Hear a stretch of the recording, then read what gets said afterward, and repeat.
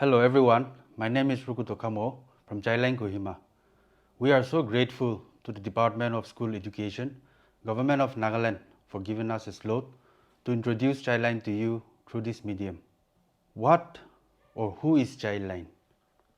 Childline 1098 is a national toll-free helpline number for children in distress and in need of care and protection, which operates 24/7. It is a project under the Ministry of Women and Child Development, Government of India. Childline is currently operating in 570 cities all across India and presently operating in 5 districts in Nagaland, that is Kohima, Dimapur, Mokokchung, Peren and Kifiri. Who can call 1098?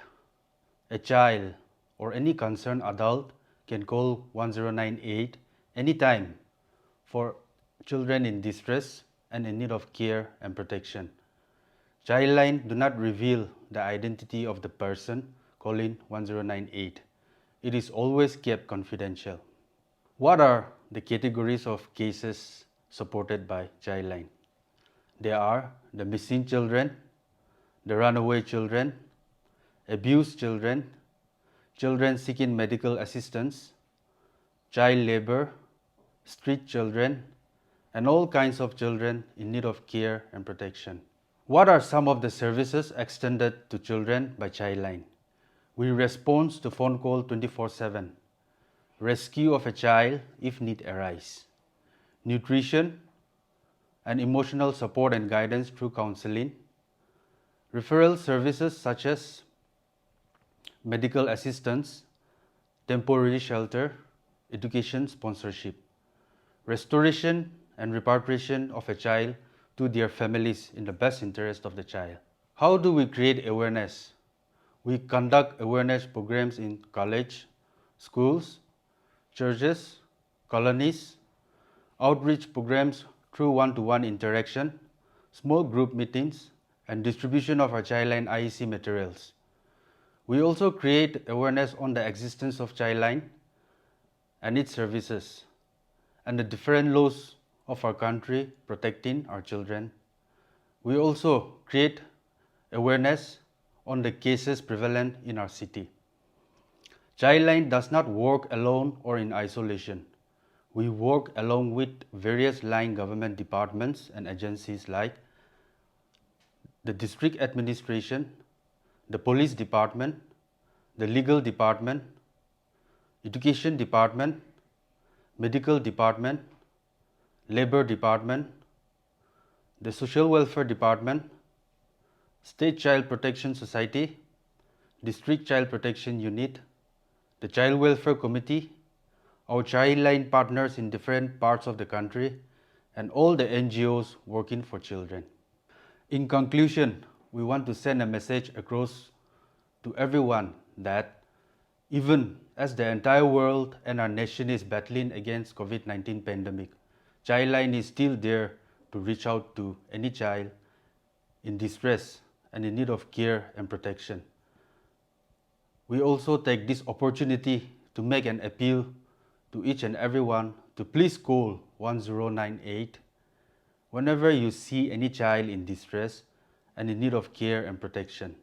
Let us all join hands to make our city a safe place for our children to live in. Thank you, God bless, and stay safe.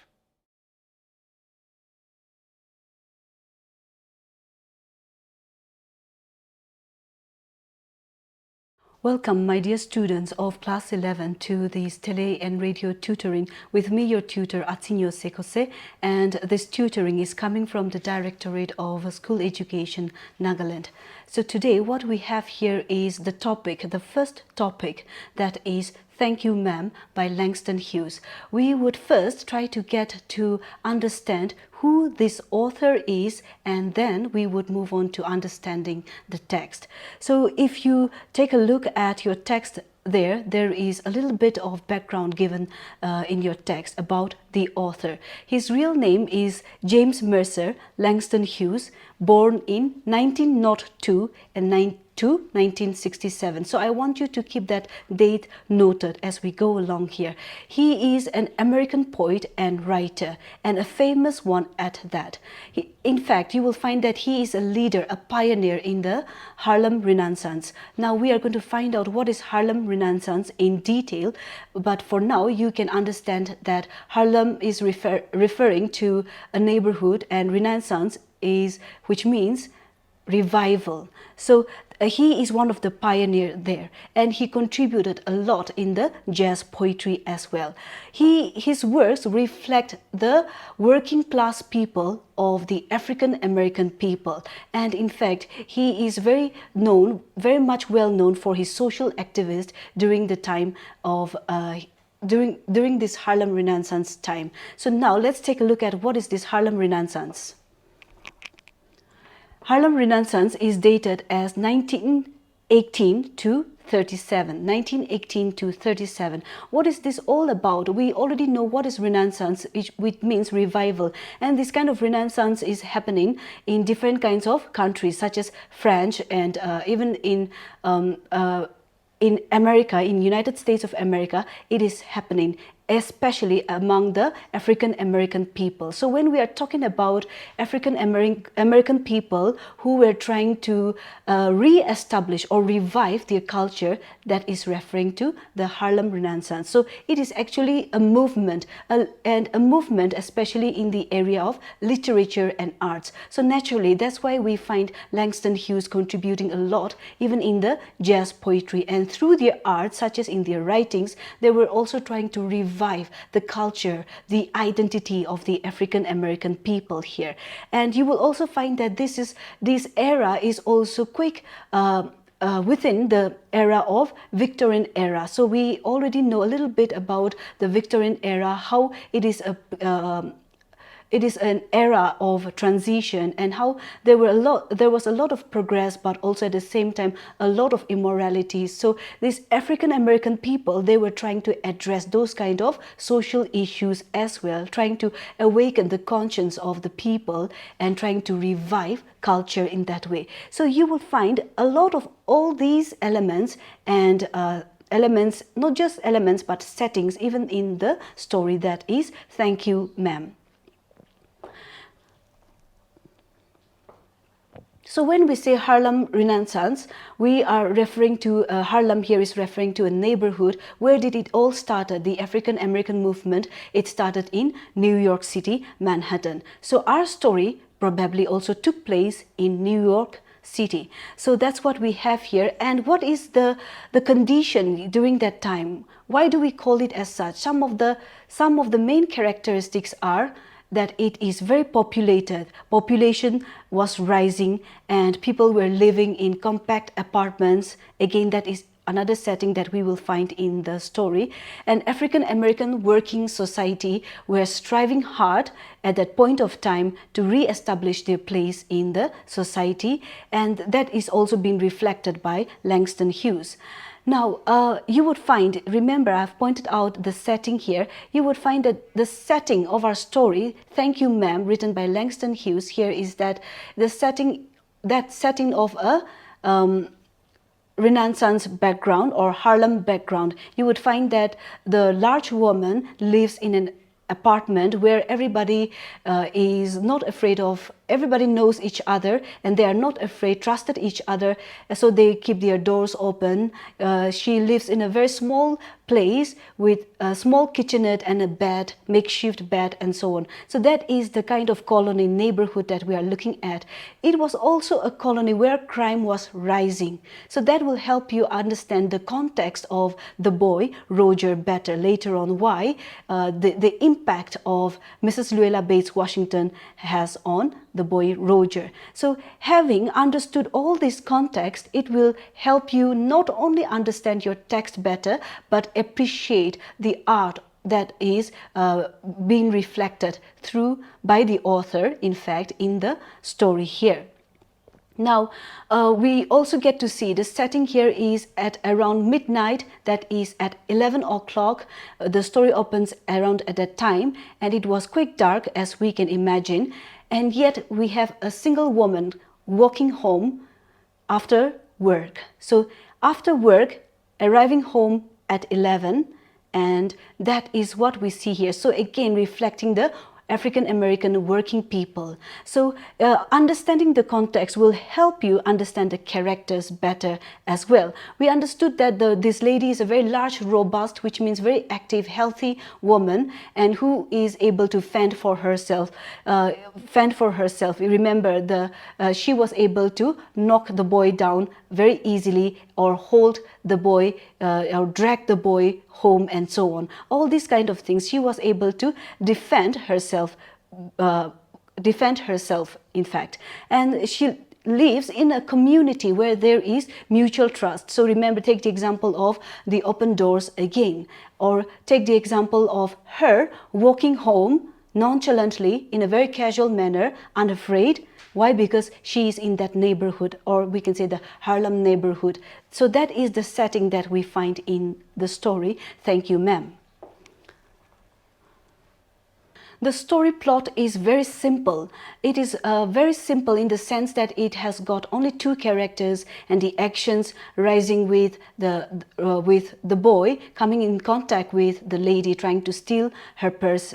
So that is the rising action. So it is very simple with only two characters involved, and the dialogues are also, in fact, the dialogues or the dialect is also very simple. It is reflecting the dialect of the African American people. So that's why you would find that certain sentences or words sounds very odd or too slang, too casual, but that is reflecting the American slang dialect. Again, characterization here, we get to understand that we are talking about two characters who are African American people. So that is the context again that we find here. Certain words such as you a lie, you gonna take me to jail, all these kind of things reflect the dialect, as well as it also gives us an insight to the character. Why? Because we get to understand from here that the woman or the large woman is she received minimal education. The way she speaks, certain grammatical errors in her sentences, or the kind of community or the communication, the way she communicates also reflects that. So that is the ground rule of our context here. Now let's take a look at the characterization. Mrs. Louisa Bates Washington Jones, that is her real name, is described as a large woman, robust woman, and she is walking home carrying a pocket book with a strap, and she has got everything in that bag except hammer and nail. Now this is humorous in nature, but there is a saying that poor people carry all their possessions, everything that are precious to them, in their bag, So it's something like that. That also tells us about what kind of a person she is. So that is what we have here, and she's middle-aged and elderly woman. She's also very motherly in nature. She referred to the boy as son on certain occasions, and that's what you will find here. Later on in the interaction between Mrs. Louisa Bates and Roger, we find that she is a beautician. She works in a beauty salon, and which means she holds a blue-collared jobs. So at that point of time, blue-collar jobs were usually taken up by African American people, and that is again what the author is trying to portray in our lesson here. Now she's also very observant. She may not have received a lot of education here, but she's very observant. She's very witty and very clever too. Very observant in the sense that even though it is dark, she noticed that the boy is very shabby in his appearance. The boy is having a very dirty face. So that's why she said that I am going to wash that face myself this very evening, So those kind of things that we can pick up from the character of Mrs. Louisa Bates. She's also a very straightforward person. She's a type of a person whom you do not want to mess with. She's very straightforward, says things as it is. So that kind of a person here.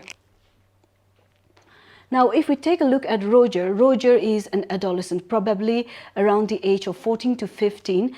And from the story, we learned that he said that No, there's nobody at home. So remember, the encounter took place at 11 o'clock, and Mrs. Luella Bates took the boy home and fixed them a supper and so on. And from that interaction, we learned that the boy is probably, in fact, neglected by his parents. At midnight, what are you doing out at midnight? When Mrs. Bates asked in that way, there was nobody at home, was his answer. So he is a child or a teenager who is having the poverty of lack of parental guidance. We would come back to that poverty later on.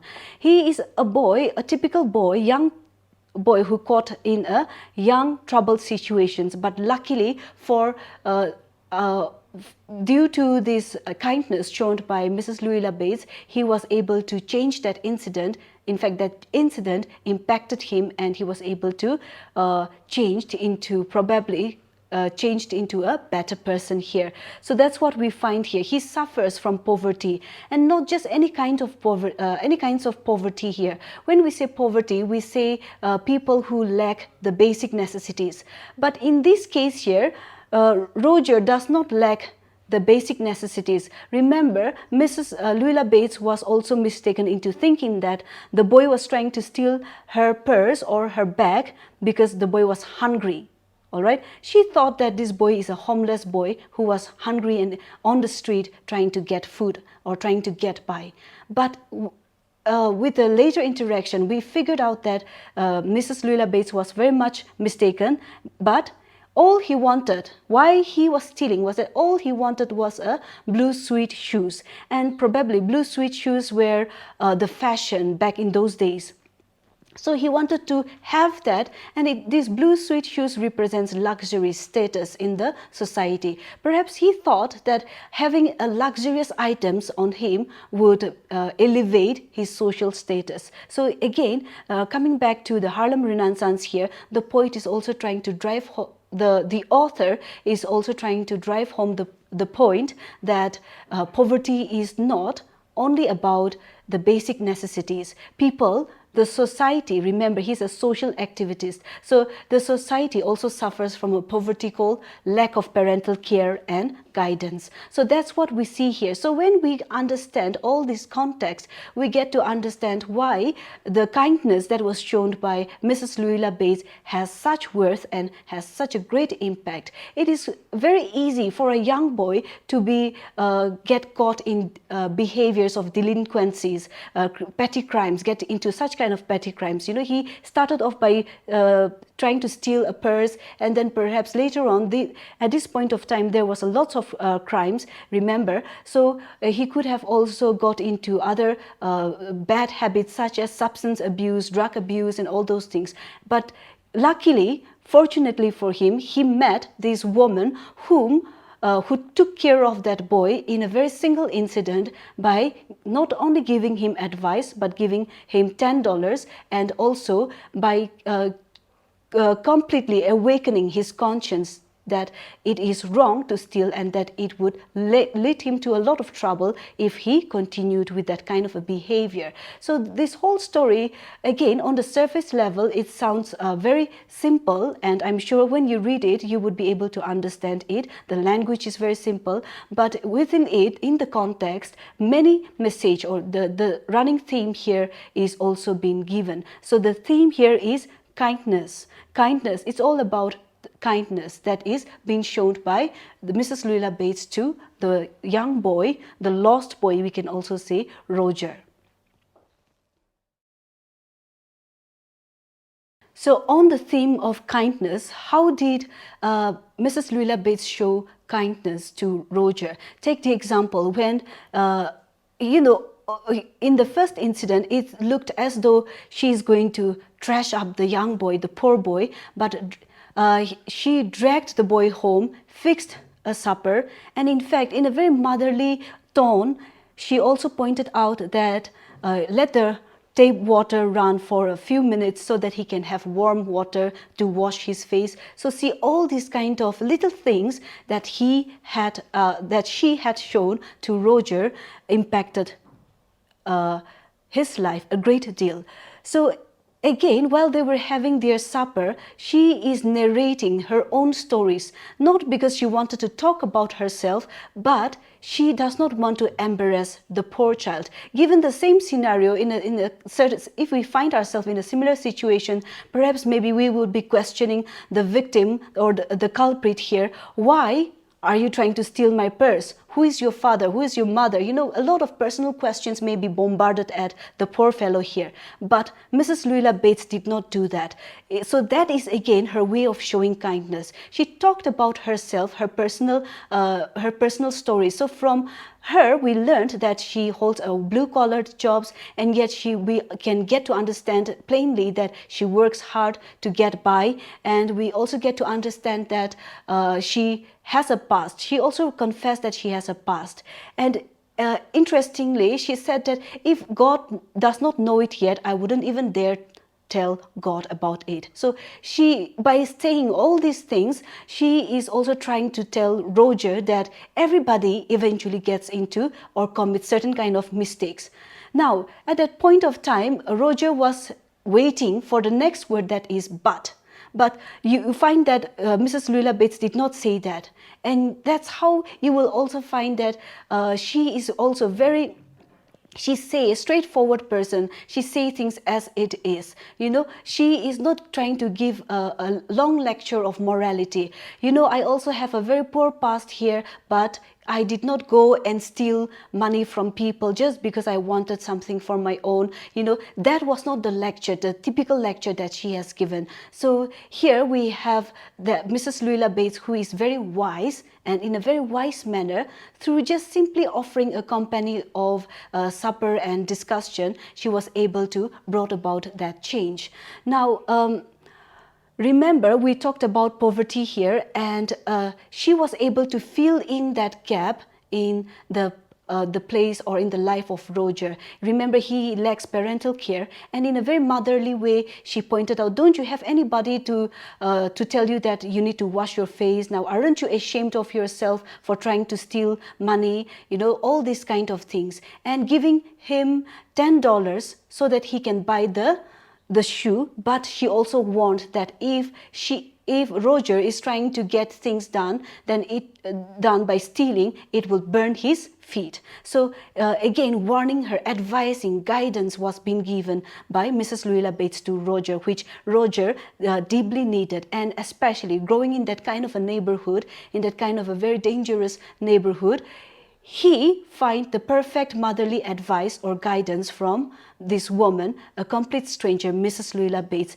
And she was very much right when she said that once I am through with you, you are going to remember the name Mrs. Luella Bates Washington Johns. And I am sure Roger has deeply been impacted by this person. You know, towards the end, he was trying to say, thank you, ma'am, and yet words failed him. Why? Because the door was being shut. You know, he does not want to get the wrong impression or give the wrong impression to Mrs. Luella Bates. He does not want to be mistrusted by her. All this kind of, within that single conversation itself, a lot of changes was happening.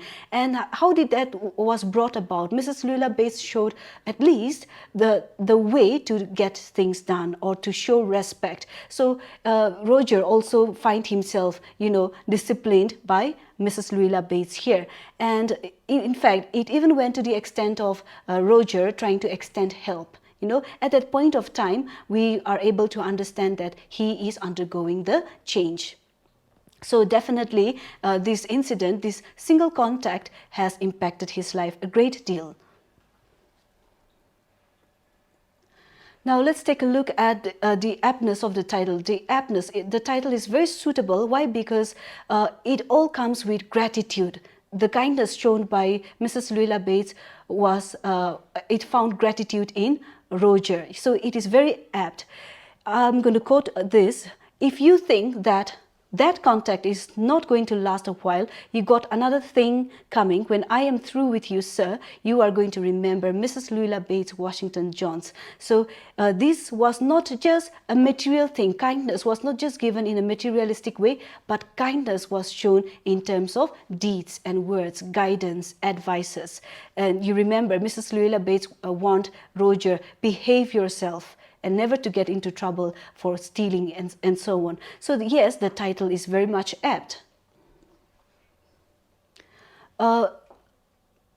So we have here a very simple story, which is also brought out in a lot of humorous manner. Humorous here in the sense that a lot of funny incidences took place when Mrs. Luila Bates caught the boy, the young boy. She shook the boy in such a way that the boy's teeth started to rattle. That is also humorous. And the boy thought that Mrs. Luila Bates is going to take him to jail, but what did she reply? Not with that face, I'm not going to take you to jail with that kind of a dirty face. So see, we also find that Mrs. Luila Bates is quite humorous in nature.